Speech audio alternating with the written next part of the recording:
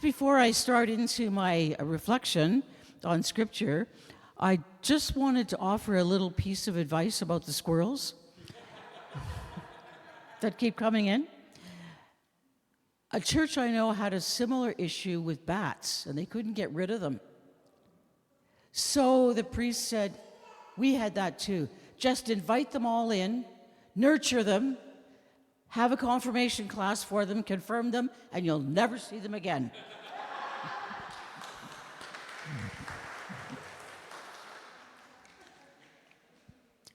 All God's creatures, eh? They've all got a place in the choir.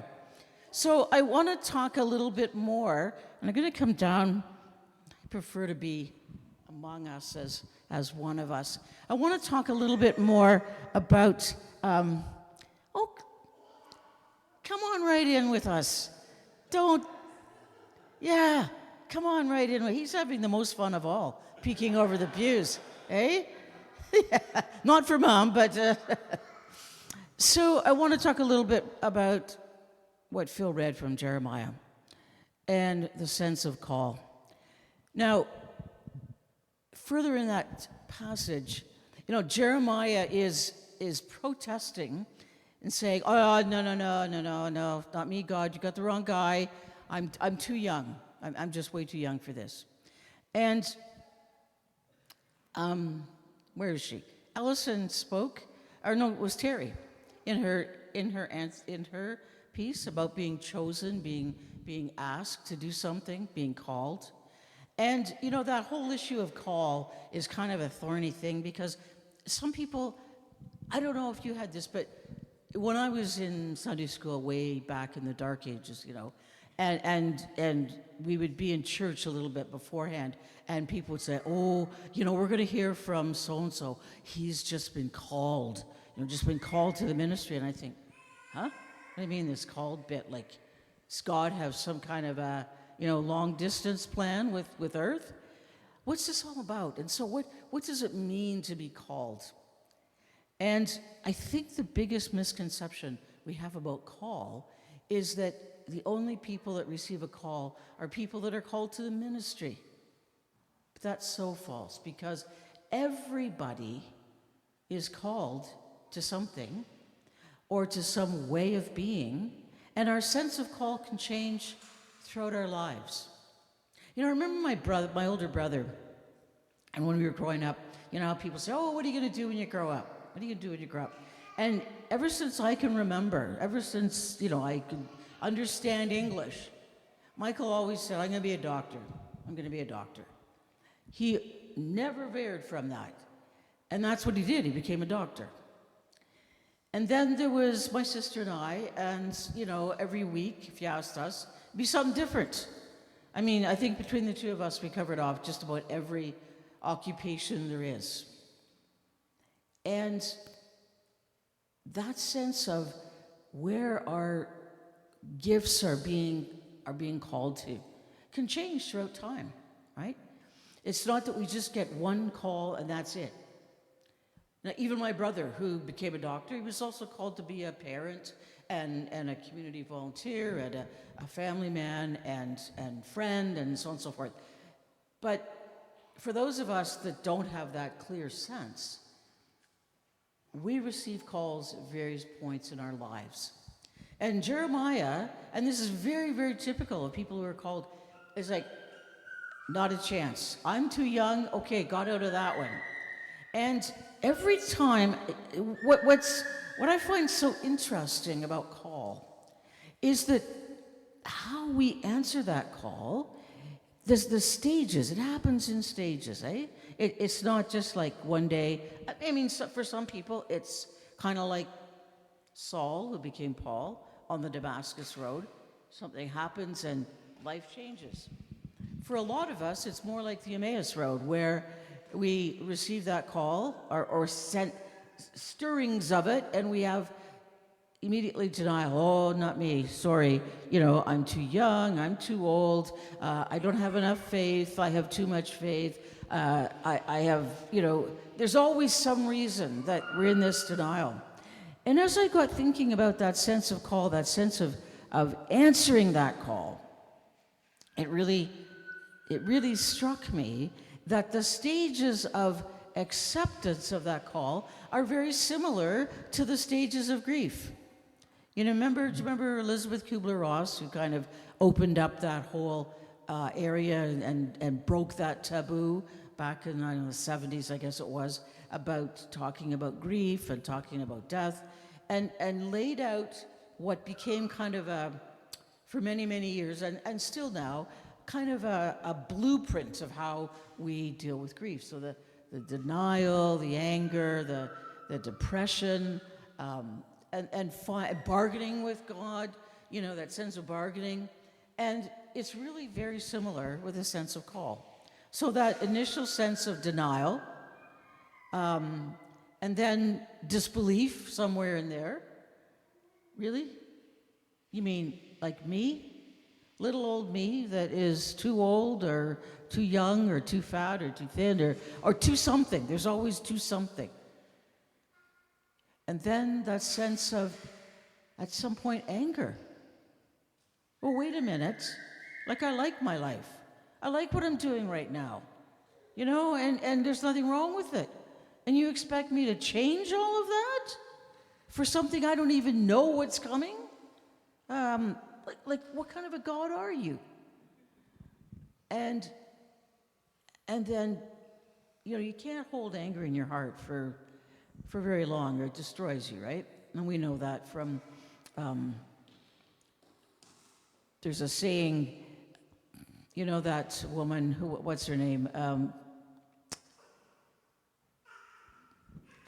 It's a cartoon, sort of an old, and sort of, you know who I mean, sort of an old hag, and she has all this advice, and one of them is, don't go to bed angry, stay up all night and plan your revenge. But we know that that's not what we do. I mean, we all do it, right? We've all done it. I've done it. We've all done it. But that sense of having to let all that go, because we can't hold anger in our heart. When we hold anger in our heart, it's like drinking poison and expecting it's going to change somebody else. The only person that's going to change is us, because it's going to corrode our very being. And that's why we have to move into forgiveness. And so, in that whole sense of accepting a call, whether that's a call to be a doctor, a call to be a singer, a call to be a worship leader, a call to be a musician, a call to be a congregation member, a call to be a leader in the community, a call to be a parent, a call to be a teacher. It's endless.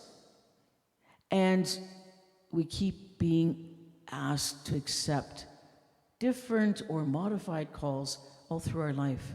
And then that sense of bargaining. Okay, God, I'll do this if this. I'll do this if this.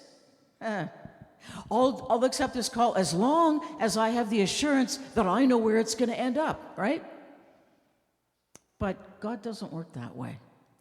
And, you know, in our lives, we like to have 5-year plans, we like to have spreadsheets, we like to have, you know, Excel, all those things. Oh, you mean you don't have a blog? You mean you don't have this? No. I go out in the bush or in nature and I listen. And I listen in that silence. And I calm everything going on around me. I calm what's going on inside my heart and my body. And I listen. And God speaks in ways, a nudge, a thought, an intuition, a craziness. You're kidding. And then we get to that quiet acceptance that, okay, it's like having something wrestling around in your mind and you're not going to have peace until you settle whatever it is. And then it all makes sense. And isn't that kind of like going through grief? And you know why that's like going through grief? Because there is grief. There is grief involved when we accept a new call, when we open ourselves up to different possibilities. And the reason that I'm focusing on this today is partly because of the announcement that Jim just made. Things are changing. Things are going to change rapidly. And as you enter as a congregation, and Trinity enters it as a congregation, there's that sense of grief. There's that sense of anger. These were our best plans, God, and they didn't work out the way we wanted them, and we're not happy. God listens to us like a child comforting, or like a parent comforting a child who's having a rant. I took my baseball out and somebody wouldn't play with me, and it's not fair. How many times have we heard that from a child or something similar? We put our arms around that child, say, it's going to be okay. It's going to be okay. Sometimes life happens in ways that seem unfair, in ways that we can't control or manage the outcome. And that's exactly what's going on right now. And so it's that call to faith, that call to acceptance to say, okay, God, we didn't plan to be in this position. We're not sure what's going to happen. We're kind of scared. We're kind of scared. We just heard that, Reverend Charmaine's call is concluding at the end of December, and that affects this congregation. Because as Jim explained, you've been buying services from Trinity, and Trinity doesn't have a minister as of the new year. And what does that mean for Mount Zion? I worked with a congregation many years ago in a very, very similar situation. They had been buying services from another congregation, almost exactly like the situation you're dealing with. And same thing happened. The sort of congregation that had extended the call was, I can't remember if they were closing or changing, or it's been quite a few years ago. But I remember at the congregational meeting where all this came up, and one of the members of the congregation stood up and said, you know what? I think it's time for, and they named the congregation. We've been sort of the poor country cousins. We've been buying services. We haven't been able to stand on our own 2 feet without sort of somebody putting their arm around us and holding us. I think it's time for us to stand up, grow up, and be the congregation God's called us to be. And trust that we are in a position, and they had been buying not even as many services as you were, very, very minimal. And it's time now for us to have the courage to call somebody halftime. And they did. And they did. And that was the first step when that person stood up and said, it's time for us to stand up, be the people God's called us to be. And they went on to call somebody who needed to work halftime. And it was a very good relationship. And they got exactly who they needed at that time because they opened themselves up. They opened themselves up to God. And they opened themselves up to the possibilities. It wasn't without fear, trepidation. Some people saying, oh, no, we shouldn't do this. But taking that leap of faith and trusting that when they jumped, that either someone would carry them on the way down or give them wings to keep on going up. And that's the situation that you're in right now. And Trinity's in a similar but somewhat different situation. It's hard when you prepare a sermon and you have to deliver it at 2 places and you think, wait a minute, this is really perfect for one congregation, not quite as good for the other one.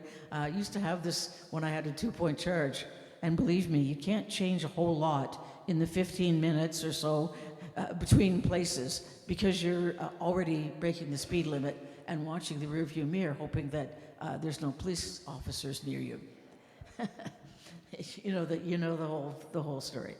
So I think at this point, it's time for Mount Zion to be the leaders. Time for you to pick up the role that God's giving to you. Pick up that role and say, hey, we're here and we're strong, and we're a people of faith, and we're chosen to be in this community. We're chosen. We're going to be given what we need to be here, just as Terry sang about. Jeremiah was afraid. He said, I'm too young. God said, that's okay. It's all right. You can sort of stay in that for I can grow up. And guess who was knocking at the door to take Jeremiah on to the next step? I relate to that story a bit because, you know, when I look back on my own story of faith, I was about 8 years old when I first thought about being a minister.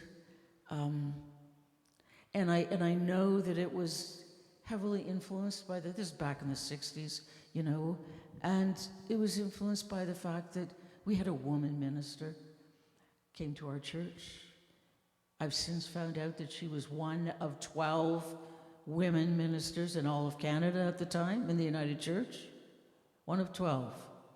And she ended up in our little 2-point charge in, you know, far-flung northern Quebec. And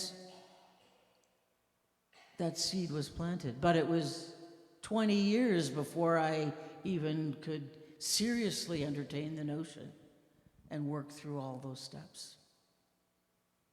So God is with you. I know that. Every time I come here, I just have that feeling God is in this place. God's in this place. And when God is in a place, you have nothing to fear. So embrace that and go with what's going to happen and be joyful to know that you have come through some of the darkness and now you are ready. You are ready for, I'm not sure, whatever God has for you. And when you accept that, all is well, and all will be well.